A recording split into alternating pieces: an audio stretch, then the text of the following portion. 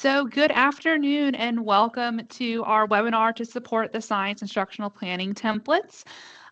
So this is just a quick reminder that attached to the email sent this morning and also coming to you in the chat momentarily is a landing page for today's session. This landing page will include all the links to resources and documents you will need. Some of these are going to be view only. Some of them are going to be a forced copy link, and some are going to be directly editable. It all depends on the kind of interaction we're looking for with that resource. These are going to be coming to you through Google Drive, so it may be helpful to go ahead and log in or have your login information ready so that you can make those, particularly those forced copy options on some of those links. I will let you know when you need to access a link through the landing page. The very first link is an optional instructional strategies note catcher. So this is going to be a forced copy, and it's a place where you can record some of the strategies used throughout this session and reflect on how you might use that strategy in your context. So we are intentionally using some different strategies in this webinar. So this is a great optional place to keep some notes on what you're seeing today.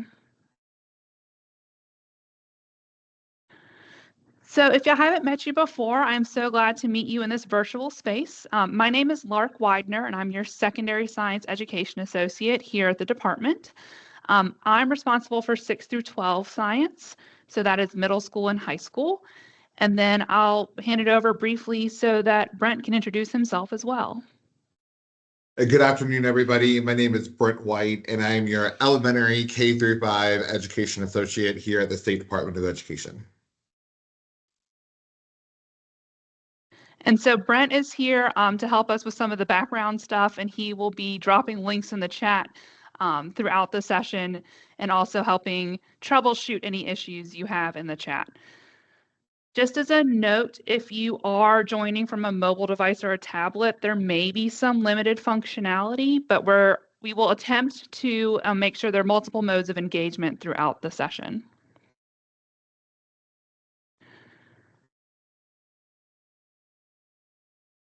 So as we get started today, I'd like you to take a moment and just reflect on this quotation.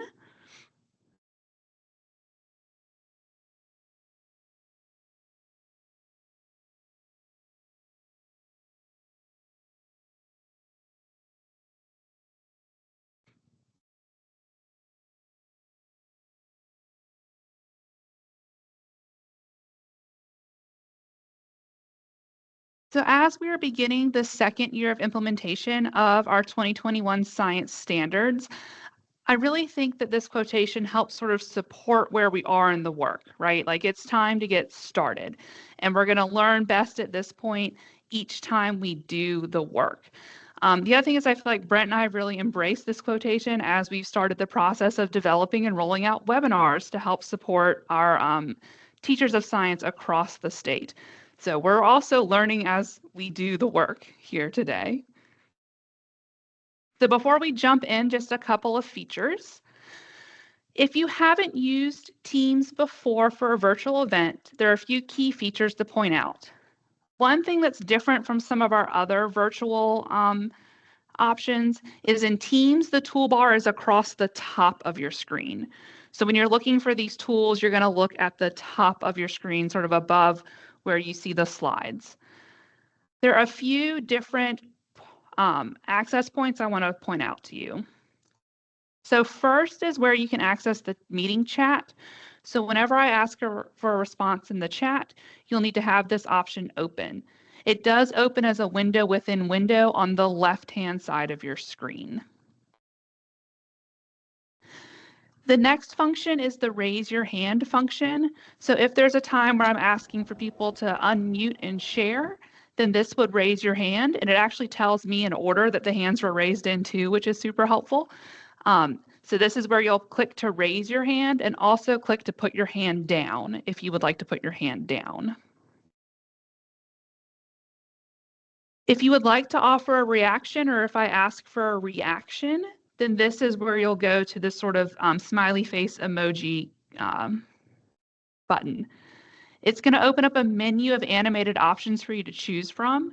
So there might be times I ask for a reaction from the whole group, or there might be times that we engage in the chat and through reactions to try to give those multiple options. If you lose track of the slides, use this view icon to change your view. So when you click it, it'll give you a drop down of different view options, and one of them will be to bring the slides back up for you. The final piece is going to be the camera and microphone.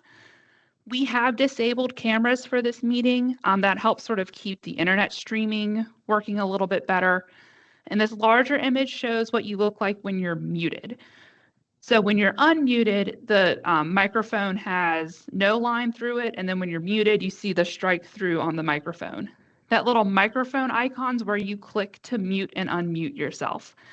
I ask that you remain muted during this meeting, except for when there are times I call for unmuting to share sort of reactions or thinking or reflections. And with that, let's head to the chat. And I'm going to ask you in the chat to introduce yourself. So maybe what your current position or job title is, and identify your comfort level with the science standards. You can either put a number in the chat to identify your comfort level, or you can use a react button at the top and give a thumbs up, a heart, a clapping, or a laughing emoji to identify your comfort level with the science standards.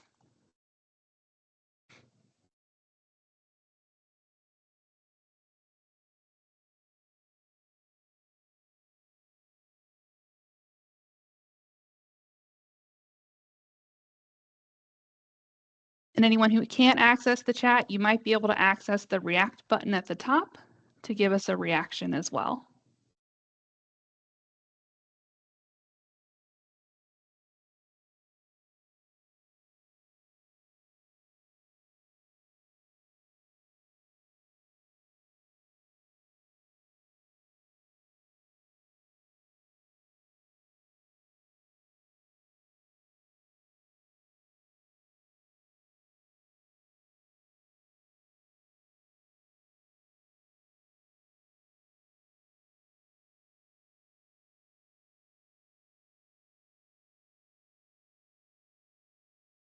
And Mark, so far in the chat, we had a good representation of people from all across our wonderful state.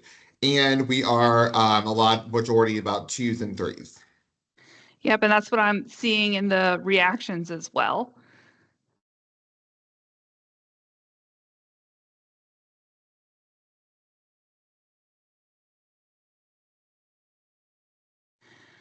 So our learning targets for today are about taking a step forward in our understanding. And so hopefully by the end of our session together today, we've all taken a step forward in our ability to explain how the 5E instructional model supports science learning, and taken a step forward in identifying the where, what, and why of our new science instructional planning templates that were recently released at the beginning of the school year. Before jumping into the learning for today, though, I always love to take the opportunity to provide a little bit of background information when I have a large audience like this. So a big question Brent and I have received, especially when we first joined the department, is why the change in the science standards? The driving force behind the shifts you're going to see in our 2021 science standards are really driven by one main idea: trying to shift science from learning about or treating science as a body of facts to be memorized towards having students figuring out, by doing the work of scientists, students develop explanations of the world around them. So that's the biggest sort of quick answer to the why. We're trying to shift science learning from learning about and treating science as a body of memorized facts towards students getting the skills and the understanding they need to figure out or develop explanations about the world around them. The guiding document for this process is the framework, or a framework for K-12 science education. It influenced the development of an older set of science standards known as the Next Generation Science Standards, or the NGSS. The framework and the NGSS helped develop and inform the development of our South Carolina College and Career Ready Science Standards 2021. For the most part, I'm going to refer to them as just the science standards at this point. When you're looking at resources for teaching science in South Carolina, it's always important to remember that we are what's called a framework aligned state. We are not an NGSS state. So we are a framework aligned state. What that means is we were influenced by the NGSS and the framework, but we didn't directly adopt the NGSS as our state science standards. We have some subtle differences, so always make sure you're checking resources for alignment with our science standards.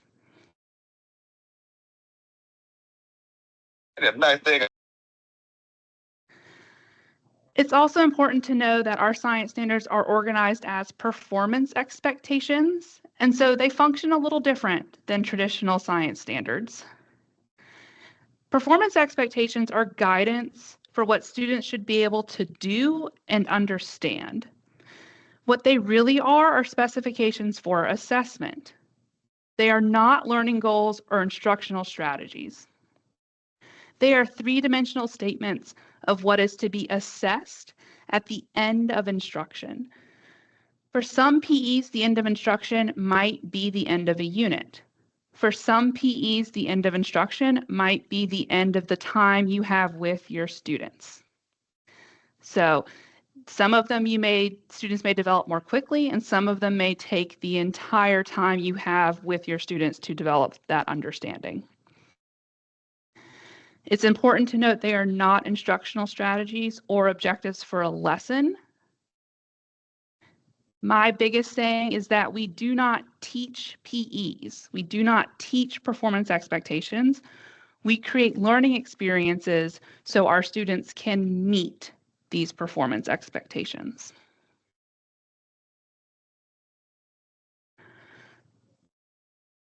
The drive is moving our instruction in the classroom towards three-dimensional learning. The goal here is that students will explore the DCIs, or the disciplinary core ideas, our traditional science content, by engaging in science and engineering practices while connecting the cross-cutting concepts to deepen their understanding across all science domains. So now let's get ready to head to the chat.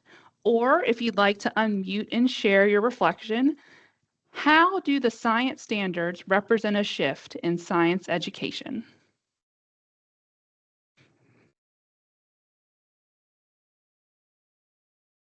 So head to the chat, or if you'd like to raise your hand to unmute and share out loud, how do the science standards represent a shift in science education? And I see a hand up with the initials LN. All I can see is the little bubble.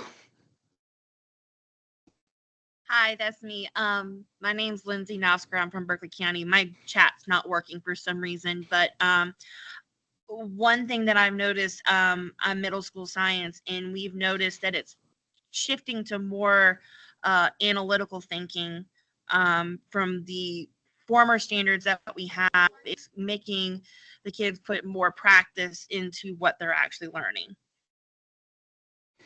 Great, thank you so much. And I'm sorry you can't access the chat, but thank you for being brave and being our first unmute and share. Thank you. I see a TJ. That's me. My name is Talise Jenkins, and I was going to say the same thing that the young lady just said. I'm also from Berkeley County, and the thing that we notice is that it is causing our students to step out of their comfort zone of just being fed information, and now they have to work to kind of access the information and figure things out on their own. Great, thank you so much. And I see initials AG.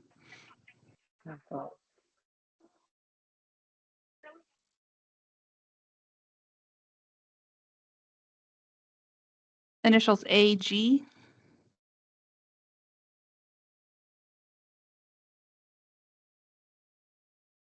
And she might have some issues unmuting. Okay. And so I'm not able to unmute her for some reason. Okay. How about DR? Hi, I'm Deidre Ridings. Can you hear me? Yes, I can. Okay, I'm having issues with the chat as well, so I was just making sure my mic. I noticed I used to teach middle school, now I'm in high school, and we actually adopted the standards a little earlier in middle school, so there was a bigger focus on like application of what they were learning and then going beyond just like memorization and being able to pick from A, B, C, D, but like making a plan of like how would you apply this in your life or something within your community. So going beyond just the classroom is what we noticed. Great. Thank you so much for sharing.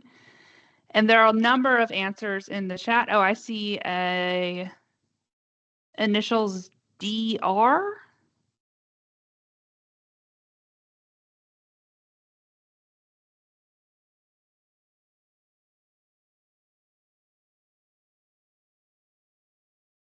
DR. Sorry, all I can see are the initials.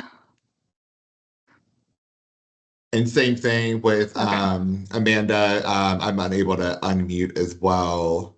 Okay. Thank you. How about AE? Hello, I'm Avia Ennis. I've been teaching the 3D models. This year would have been the second year since we've been implementing it.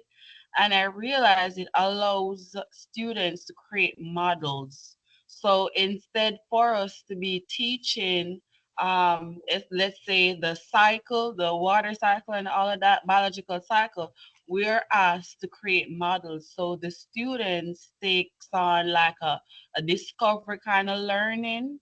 And then afterward, now as a teacher, what I do is just to go in and reinforce what they did, just to clear up, just to make sure that they understand what they're doing. But I see it's more like a hands-on approach for them. Great. Thank you so much. And thank you so much for everyone who's unmuted and those who have shared in the chat. If you have access to the chat, take a moment to scroll through and read some of your colleagues' responses as well. So it's important to note that the framework does not identify a single instructional approach to engaging students, particularly in the science and engineering practices. And there are a number of practice-based instructional models that are out there and used. But today's session is going to be focused on the BSCS 5E instructional model. That's because when Brent and I went through and were sort of looking through the variety of instruction materials available in the state of South Carolina, the BSCS 5E model was the most commonly used model. So we developed this webinar and these templates to help support the use of that instructional model. So with that, you can head to the chat or head to the React button. Where would you put yourself with the 5E instructional model? So maybe it's what are the 5Es and you're a 1, or I've heard of it, I've dabbled with it, or I am a 5E master. So where would you rate yourself with the 5E instructional model?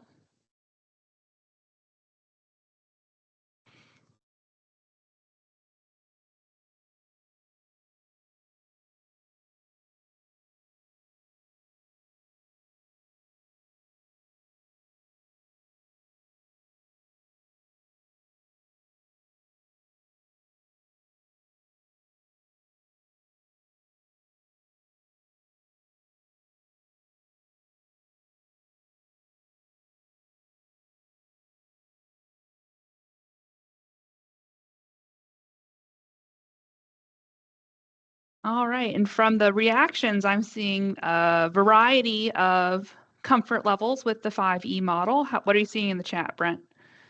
Yes, same. 1 through 3 is the most popular. We have a few outliers out of 4. Great. So hopefully, like I said, today we take a step forward in our understanding of this model and as well as our new templates to help support it.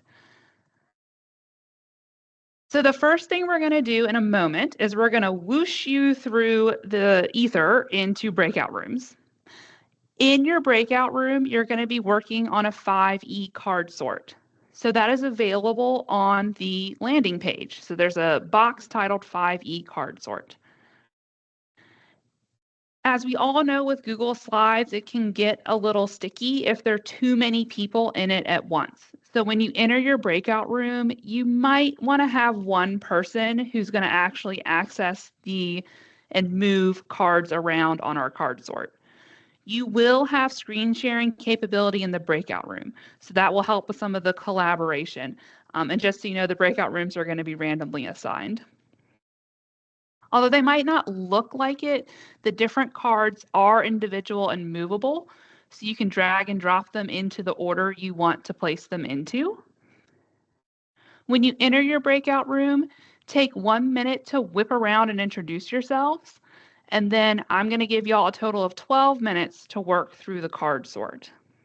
So what you're going to do is you're going to sequence the purpose of the E's, the lesson activities from the sample lesson, and the E's themselves. So you're going to sequence, engage, explore, all of that, their purposes, and the lesson activities. And note they're all mixed up. They're all jumbled. So it's not like there's any relationship that exists in the cards right now.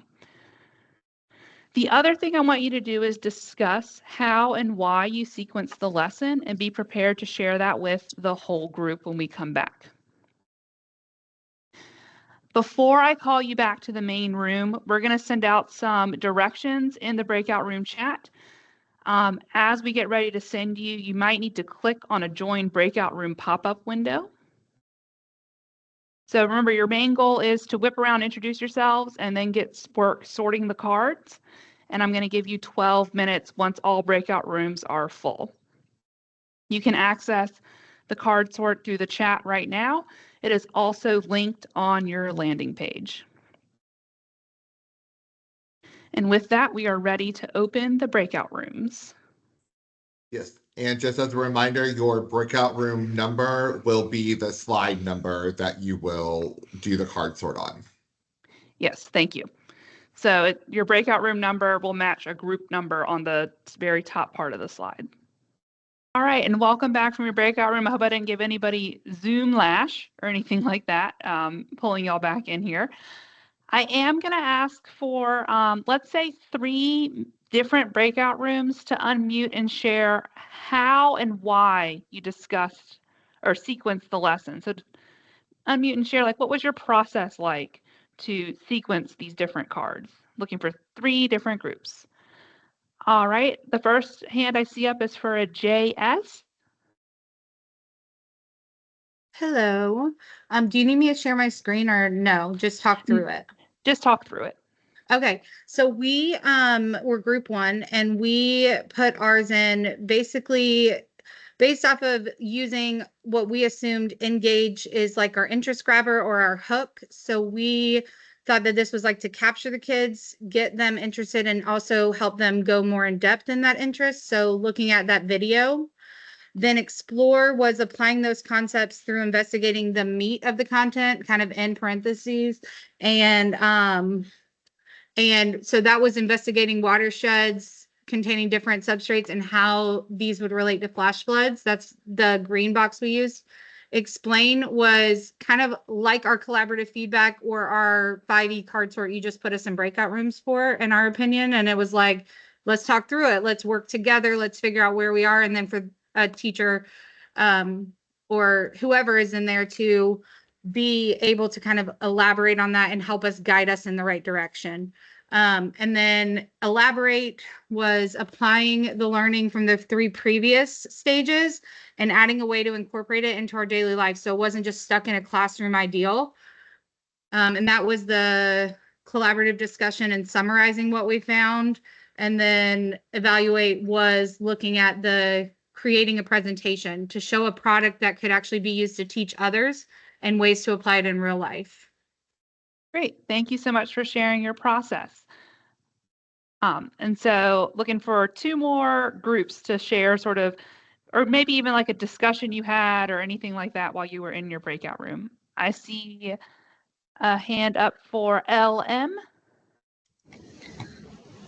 Hey, this is we're group 14 and we did try to use some resources. So I'm going to throw our group a little bit under the bus um, just because we did not have the same exact answers as one. Most of them were in the same place.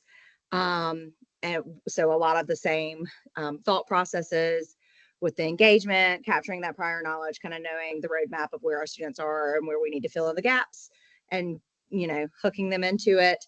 And we had their explore exactly the same with the initial investigations, but we have the explain as bringing the kids back into that collaborative group where they talk about kind of their findings from exploring those substrates before we have them elaborate by building models and applying that that full investigation on the various substrates. So we had those flip-flopped from group 1, and then the evaluation where they're showcasing that knowledge in that presentation. Great, thanks. So maybe a slightly different interpretation. And now I see that our first group to share said they were kind of up in the air with those 2 green boxes too. So maybe there was some discussion about where does each of these go? Yeah, we felt like it was important for the kids to kind of talk through and have the teacher capability of maybe even that facilitation where like we could correct some incorrect thought processes before they're actually creating models and graphing things further. It just, I don't know, that's where we were and that's what we thought. Great, thank you so much for sharing. Looking for one more group. We'd like to unmute and share their process, their thinking.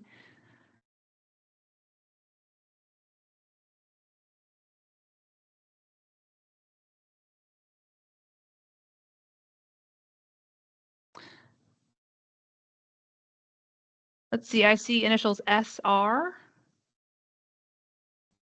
Hey, this is Sandra. We're group 10 and we had some of the very same things. I think we had at least 2 of us in there were not science teachers. So this was a challenge. And I know personally, I think we used the instructional model. It was looking, we had the very same thing back and forth. Coming from a non-science teacher, I think I was reading the investigation as a series of investigations, and that one where you had to the group discussion would be at the end of that. But could it be both? Could you have it multiple times? Just asking that question. Great, so thanks. So I'm not going to answer it right now, Okay. but yeah, so some non-science interaction too, looking at and discussion around like, is this a series of lessons or what's going on here? What's the time frame looking like too? Great, thank you so much for sharing. This is just a heads up that you're going to want to keep access to this card sort that you did with your group because you are going to revisit it. So whether you want to make sure you have the tab open or grab a picture of it for yourself or just make sure you can access it again because I will ask you to revisit the card sort in a few minutes. And Lark, we had Laura in the chat that was in group 12. And she mentioned that they worked on each column and then they ended up changing and going back and forth multiple times. Great, thank you. So for our next activity, we're going to do a protocol I like to call Y-lighting. So on your landing page and coming in a moment in the chat, there is a link that's named Y-lighting on the landing page. This is going to be one of those forced copy Google Doc links. So you're going to need to make yourself a copy of this Google Doc. What I want you to do is read through the text, highlighting passages, statements, words, things you deem important to your understanding. But I also want you to record why you highlighted that thing. So digitally, the easiest way to do that is to add a comment. So you can either highlight with the highlighter and then add a comment, or oftentimes if you just select text and add a comment to it, it keeps it highlighted for you as well. So you're going to work in your alone zone. So this is just going to be you interacting with this text, highlighting what you deem important. And I want you to be prepared to discuss what you highlighted and why you chose that information with the whole group. I'm going to give you about 7 minutes to read through the text and highlight what you deem important to your understanding.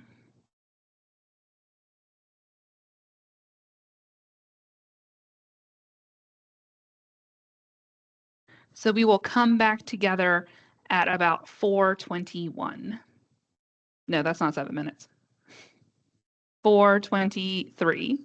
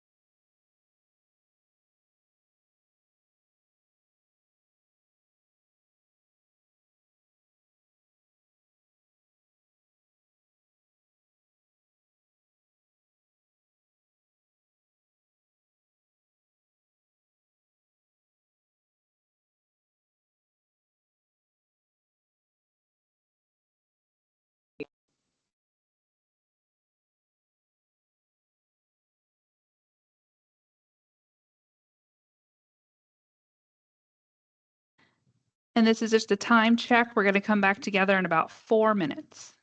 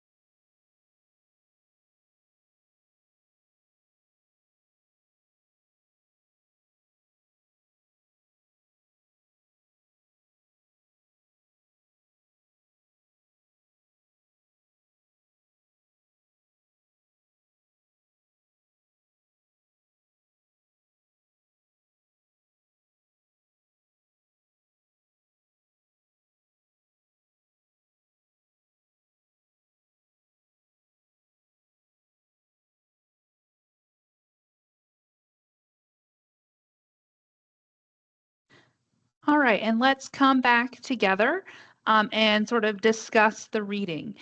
If you didn't have time to finish, you now own this copy of the text, so you can come back to it whenever is convenient for you. So for our debrief, I'm going to have two options of engagement. The first is through the chat. So if you would share your E, so you're going to say engage, explore, explain, elaborate, or evaluate, and something you highlighted in why, so you can access that through the chat. But I'm also going to ask for 5 people to unmute and share something you highlighted, 1 person for each phase. So I'm going to ask for 5 people who are going to unmute and share what they highlighted for one of the phases, 1 person per phase. So you can share through the chat or you can unmute and share, but I am going to need at least 5 people, 1 person per phase. All right, I see AG's hand up first. Fingers crossed on the mic.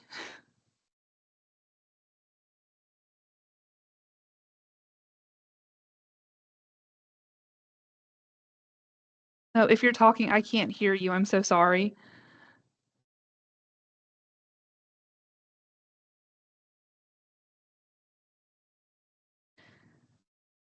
All right, we're going to jump to AE next as initials. Yes, I was looking at explore and I highlighted activities could include opportunities for students to use prior knowledge to generate their new ideas, explore questions, design and conduct investigation, analyze and interpret data, and or develop the use and or develop and use models. I think that right there defines the whole process of explore, and it also provides opportunity for growth, because if they're going to use prior knowledge to generate new knowledge, that is a sure sign of growth. Great, thank you so much for sharing. The next hand I see up is for C. So name your E and what you highlighted.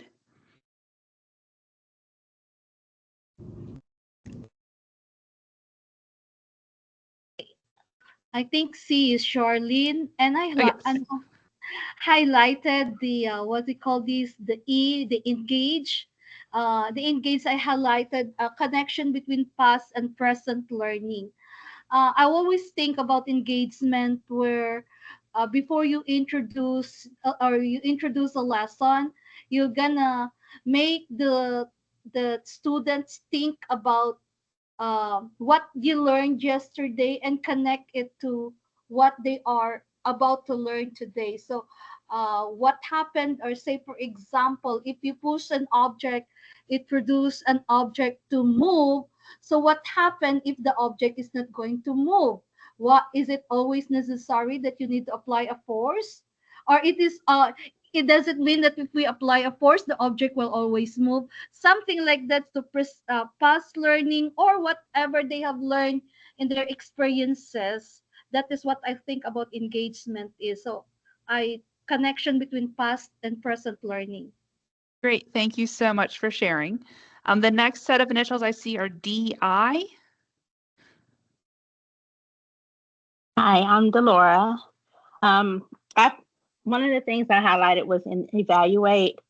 I highlighted where it says students assess their conceptual understanding, use of the SCPs, and the use of the CCCs. And then I also highlighted allow teachers to evaluate student progress. I thought that part was powerful because a lot of times we think of evaluate as a teacher judging what the students have done. But in this context, students are assessing their own learning. So that puts the ownership of the learning in the student's hand. It also allows the teacher to look at where did you start and where did you end up. So it gives an opportunity for all students to be successful because we're looking at the progress they made throughout that unit or that lesson of study. Great, thank you so much for sharing for evaluate. So I think I'm still looking for explain and elaborate.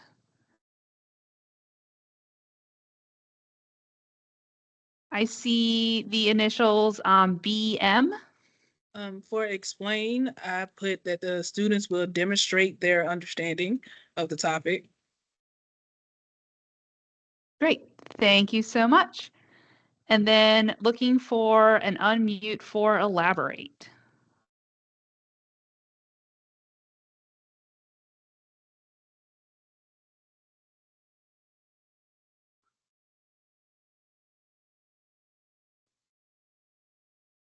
Oh, okay, I see BM's hand up again. Okay, and for elaborate, students, they will develop a deeper understanding. Great. Thank you so much. And also, if you are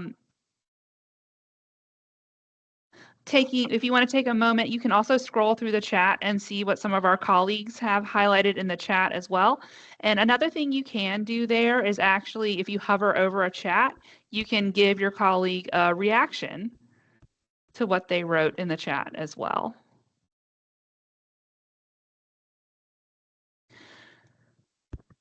So for me, I like to connect this 5E model and these 5 phases to some science-specific ideas.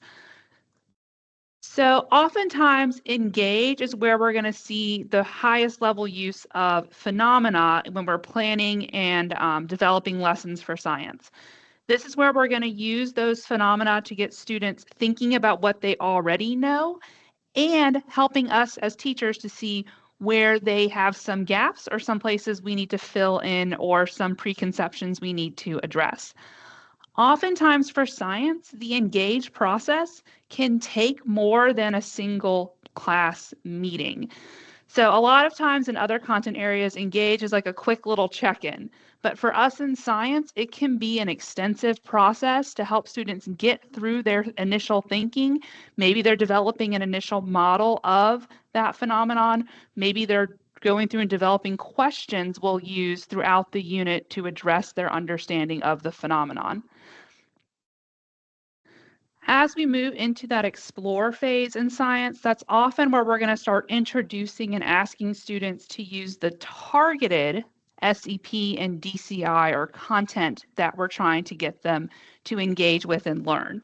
So we're going to start really looking towards using those science practices, the doing of that science to help them develop the understanding of the content through that explore phase. With the cross-cutting concepts, usually kind of backgrounded a little bit more here, but still definitely a part of the process. And then explain is where we as facilitators or teachers have the opportunity to refine our students' understanding of those science engineering practices and that content. So this is often where you're going to see more direct interactions between teachers and students, or where you might have some opportunities for some short mini lessons, quick lessons, a little bit of direct instruction to help draw those connections to help students get towards explaining that phenomenon. Elaborate is then where we're really going to ask students to step outside and begin applying their understanding to a connected idea, often through the lens of those cross-cutting concepts. So maybe looking through some connecting ideas here to sort of see how are we doing with taking this content and this practice and these things we've been learning, but introducing something a little new, right? Or a little different way to look at it. And finally, evaluate is really trying to answer the question for students, what have we figured out? So when we get to evaluate, we're trying to see, what have we figured out about this phenomenon? What do I understand better now? What can I better explain? What do I have the skills to do now? What have I figured out is oftentimes the big question to ask during the evaluate phase. So now coming to you through the chat and also on your landing page is another quick little document called Teacher and Student. What I want you to do is revisit your card sort from earlier, pick one E to align with what students do, with the what students do column of this resource. So you're just looking at one E really quickly and those bullet points for what students are doing during that E. So what do you think this might look like in a classroom? What do you think this might sound like in a classroom? If you need a spot to take notes, you can take notes at the bottom of your strategy's note catcher. So just take a moment. We'll probably do about 2 minutes. Pick an E, go back and revisit your card sort. and think through, what does this look like and sound like students are doing in the classroom?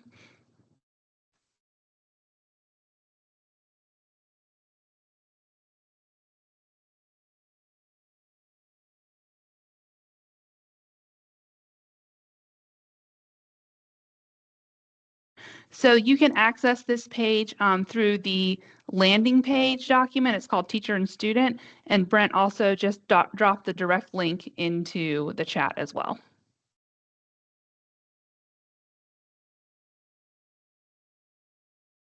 On the landing page, it's just titled Teacher and Student. Yep. Or Student and Teacher.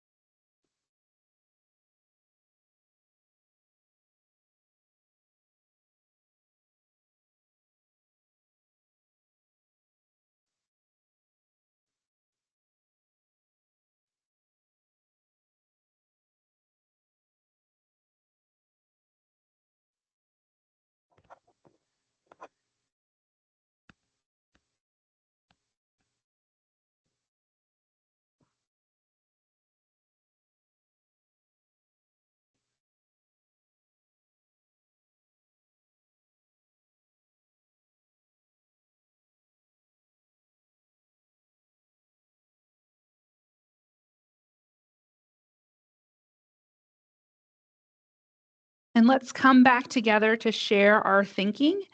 To do this, I'm going to do a procedure called a waterfall, and I'm going to ask that you listen to my directions first. So in the chat, I want you to name your E and write one reflection, looks like, or sounds like, but do not hit enter. So you can start typing in the chat the E you were looking at, a reflection, looks like, or sounds like, but don't hit enter.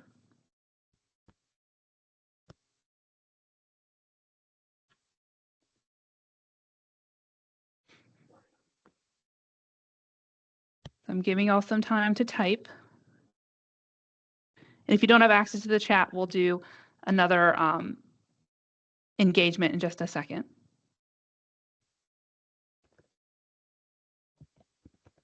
So you're going to name your E and then type in one reflection, looks like, or sounds like, but you're going to wait to hit enter.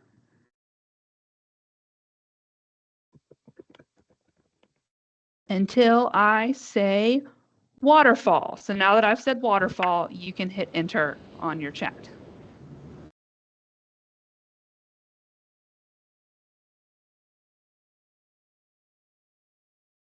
As our responses are coming into the chat, please take a moment to scroll through our waterfall and give a colleague a reaction to their reflection, looks like, or sounds like.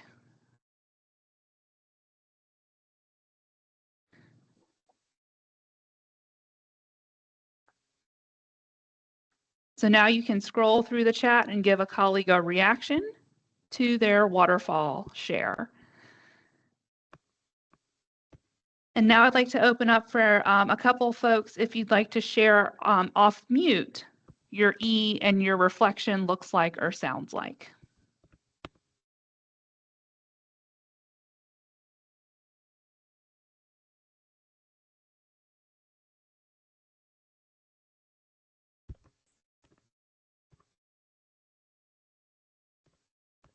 I see the initials LH.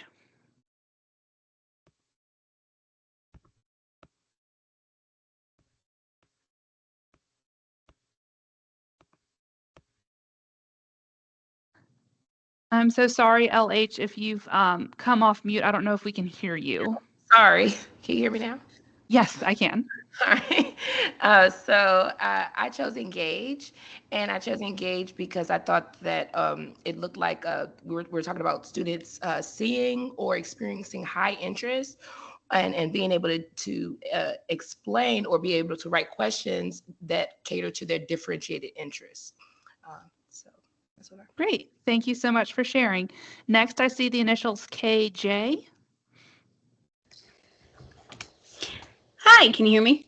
Yes. Okay, perfect. I did explore and I said that students work together collaboratively and there's a lot of discussion to understand the concepts without the teacher giving them that information. Great. Thank you so much for sharing. And then for our last out loud share, I have the initials DI. I would make it and clarify when I thought about evaluation because it said students are able to evaluate themselves like a template where it's like I used to think and now I think, so that they can document kind of how their thinking has changed throughout their learning. Great. Thank you so much.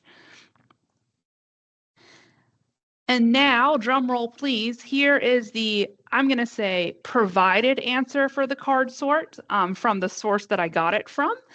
So what I want you to do is take a moment and compare this answer to what your group did.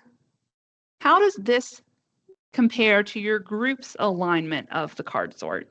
So just take a moment to reflect on your group's alignment and this provided answer. I'm not going to say right answer. I'm going to say provided answer from the resource. For those of you who haven't worked with me before, I'm not really a right answers person.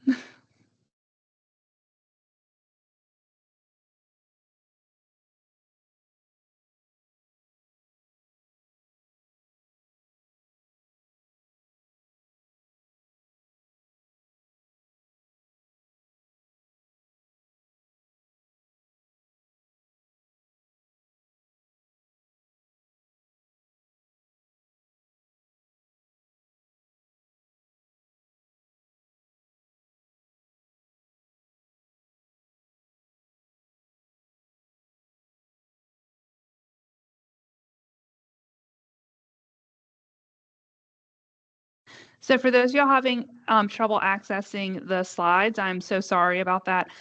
What I will do is after we end today, I will go in and put the quote unquote right answer at the very end of the slide, or at the very top of the slide deck. Does that sound good? So sorry if you're having screen access issues.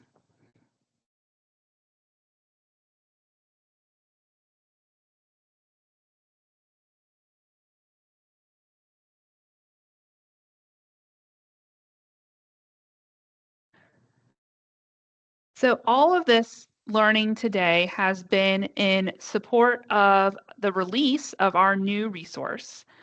So we have a new resource that is called the User's Guide for our instructional planning templates. You can only access the templates through the User's Guide. So we're trying to force you to have to interact with that User's Guide or that purpose and use page before you can access the templates a little bit later on in the document. So I'm going to ask you to pick a lens from the 3 questions on the slide. So lens 1 is what is the purpose of this document? Lens 2 is how is this resource intended to be used? Lens 3 is what kinds of support do you notice? So lens 1 is purpose, lens 2 is intent, and lens 3 is support. And I want to give you some time to read the user's guide through your lens. So pick one lens to use, and then let's take about 5 minutes to read through the user's guide with your lens.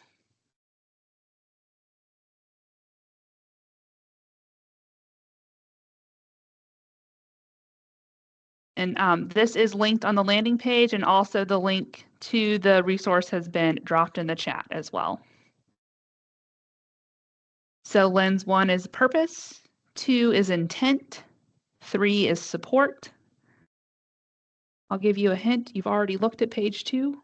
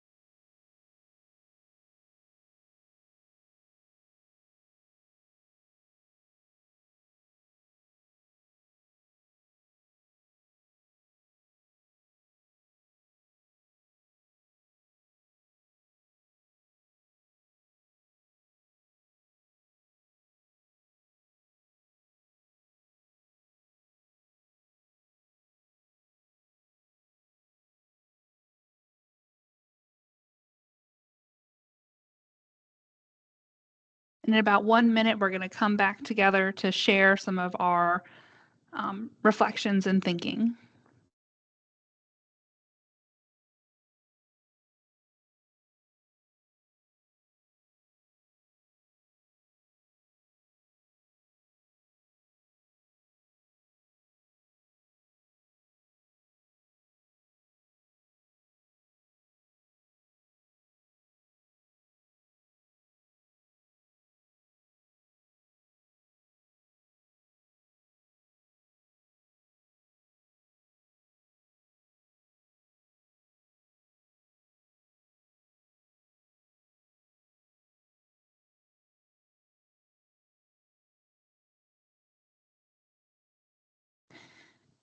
All right, and let's come back together and take a few minutes. You're welcome to share in the chat or unmute and share, but please give me your lens and then your reflection or something you saw or what you want to share with the whole group. So either in the chat or you're welcome to unmute and share as well. And I'll try to read some stuff from the chat too this time. Share your lens and then sort of your reflection using that lens of what you see in this document.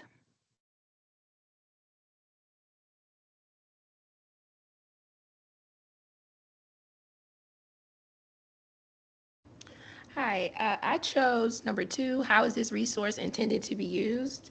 And I thought about it as like an anchor for teachers to understand when we're planning, that to understand why we're using the template and the importance of it.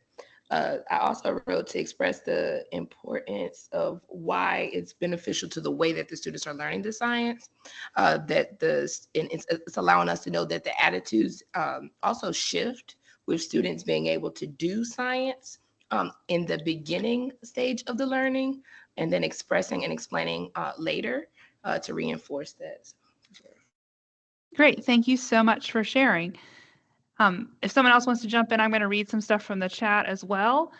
So it says the guided lesson plan with links and checkboxes will help keep you organized and true to the strategy. It defines, explains, models, and provides templates. Provides modeling of what students and teachers and what it should look like in a classroom setting for each E. Pausing if anyone wants to unmute and share theirs.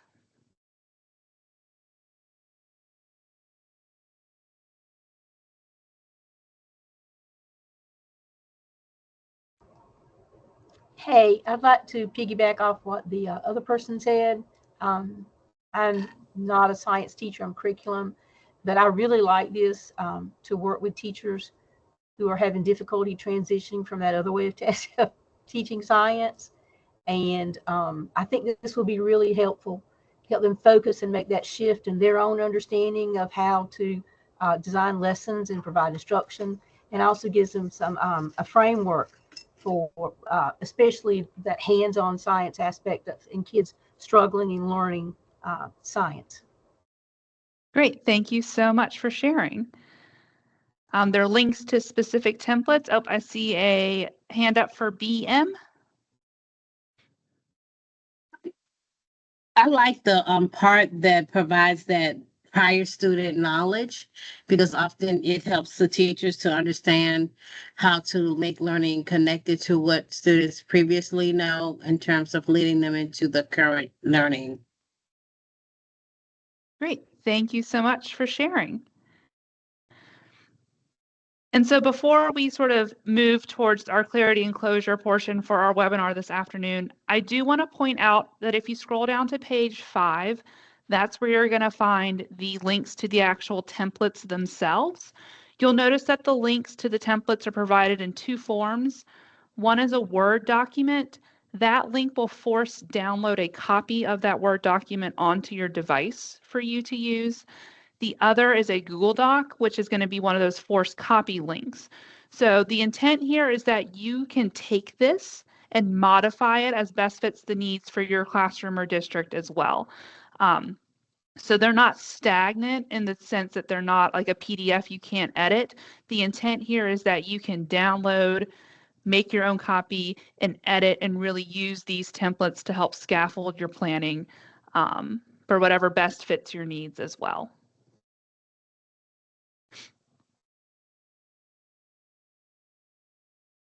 So for our clarity and closure this afternoon, I'd ask you to go through the chat, or you're welcome to unmute and share too. I want you to choose one shape and answer or unmute and share your response to the question. So a triangle is how has your thinking or understanding of the 5E model changed? A square is what has squared with your previous thinking about the 5E instructional model. Or a circle, is there anything still circling in your mind that you still have questions about? So for clarity and closure, pick a shape and respond in the chat, or you're welcome to unmute and share as well.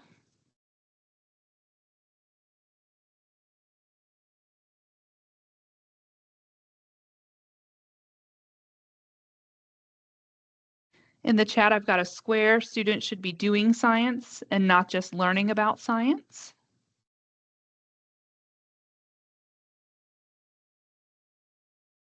Yeah. So a triangle is how has your thinking or understanding of the 5E instructional model changed? So triangles for change.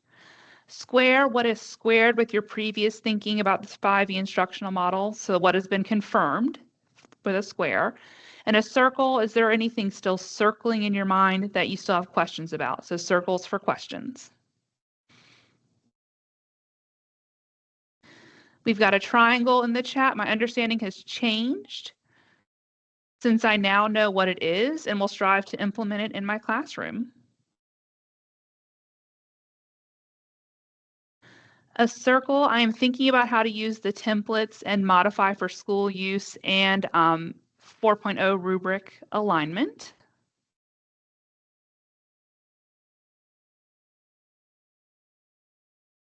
Once again, if anyone would like to unmute, you're welcome to, but I'll keep sharing from the chat as well. Triangle, I can now clearly differentiate the different 5 E's of the model.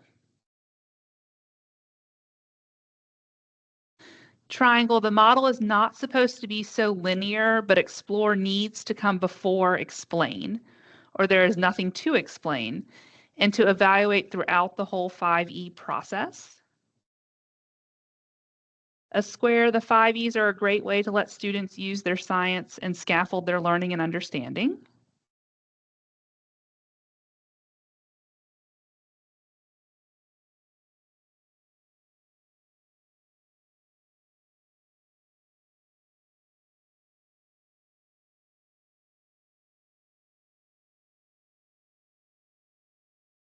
A square, application and real-world connections are key to gaining a more in-depth understanding of science.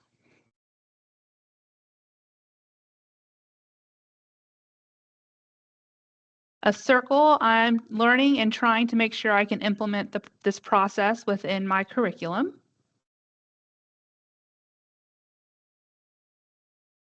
Circle, how do I develop each of these new lessons with time? So, yep, thinking through that timing piece.